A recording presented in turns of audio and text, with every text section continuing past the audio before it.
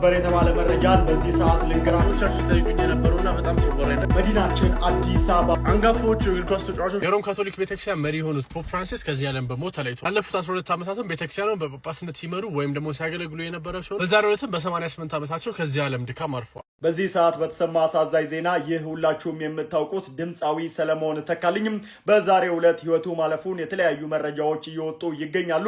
ድምፃዊው ኑሮውን በአሜሪካ ሀገር አድርጎ እንደሚኖር ብዙዎቻችሁ ታውቃላችሁ።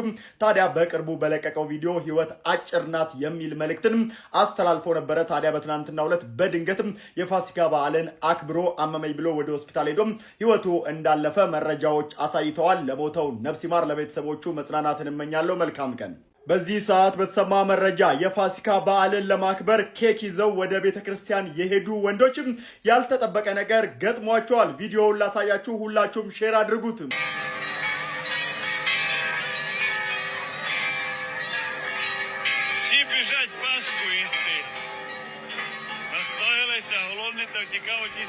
እንደሚታወቀው የኢየሱስ ክርስቶስ የትንሣኤ በዓልን ከኢትዮጵያ ጋር የሚያከብሩ ሀገራት በርካታ ሲሆኑም ከነዚህ መካከል ዩክሬንና ራሽያ ይገኙበታል።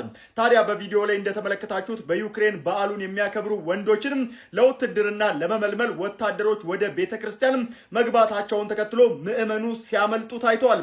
ዩክሬን አስገዳጅ የውትድርና ምልመላውን በፋሲካ ቀን በቤተክርስቲያን ውስጥ ማድረጓ ታዲያ በርካቶችንም ያስቆጣ ሆኗል። በዚህ ላይ ምን ሀሳብ አላችሁ? በነገራችን ላይ በዚሁ ዜና አያይዤ አንድ መረጃ ልስጣችሁ። በተደጋጋሚ በሙታን ሳይማር ቅዱስ ሚካኤል አንድነት ገዳም ለሚገኙ መነኮሳት በዓት ማሰሪያ ድጋፍ እንድታደርጉ ስንጠይቃችሁ መቆየታችን ይታወቃል።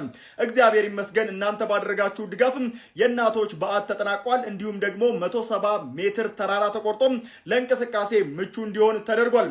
አሁን ደግሞ ወደ ገዳሙ የሚወስደው መንገድ በጥሩ ሁኔታ ተሰርቶ ተጠናቆ ለአገልግሎት በቅቷል። ይህ ሁሉ የሆነው በእናንተ ደጋግ ለጋሾች ነውና ላደረጋችሁት ድጋፍ ሁሉ እግዚአብሔር ይስጥልን እንላለን እና አሁንም የአባቶችን በዓት ገና ተሰርቶ ስላላለቀ የጀመርነውን አጠናቀን አባቶችም ከጸሎት መልስ አረፍ የሚሉበትን በዓት እናዘጋጅላቸው ዘንድም እየጠየቁ ይገኛሉና ድጋፋችሁ ተጠናክሮ እንዲቀጥል እንጠይቃለን።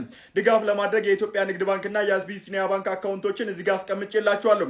እንዲሁም አባቶችን በስልክ ለማግኘት ከታች የተቀመጠውን ስልክ ቁጥር ተጠቀሙ። መልካም ቀን።